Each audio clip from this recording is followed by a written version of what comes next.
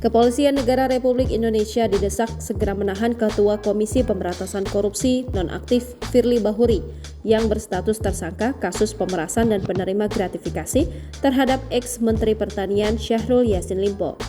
Apalagi, Firly juga diperiksa untuk kedua kalinya sebagai tersangka di Gedung Bareskrim Mabes Polri Jakarta, Rabu 6 Desember 2023. Panggilan kedua, IPW mendesak Firly ditahan sebagai contoh bahwa penegakan hukum tidak pandang bulu.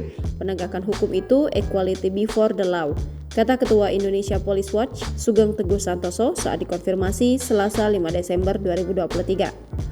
Selain itu, IPW mendesak Polda Metro Jaya segera mempercepat proses penyidikan kasus itu. Hal ini dimaksudkan agar pihak kepolisian segera menyerahkan berkas perkara kasus Firly ke Kejaksaan Tinggi DKI Jakarta guna diproses lebih lanjut, dan mengupayakan agar semua petunjuk dari jaksa peneliti dari Kejati DKI dipenuhi segera dan dapat dinyatakan P21 agar berkas Firly segera diserahkan ke Kejaksaan Tinggi, ujar Sugeng. Diberitakan sebelumnya, Polda Metro Jaya kembali menjadwalkan pemeriksaan Firly di Gedung Bareskrim Mabes Polri, Jakarta 6 Desember 2023. Polda Metro Jaya telah mengirimkan surat panggilan kepada Firly pada 3 Desember 2023. Menurut polisi, surat itu sudah diterima.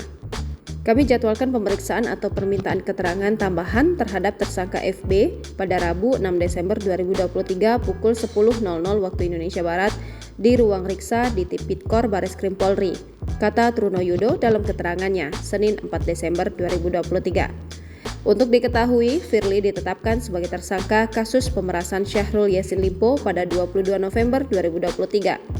Sebelum menjadi tersangka, Firly telah diperiksa 2 kali oleh polisi di Gedung Bareskrim Mabes Polri.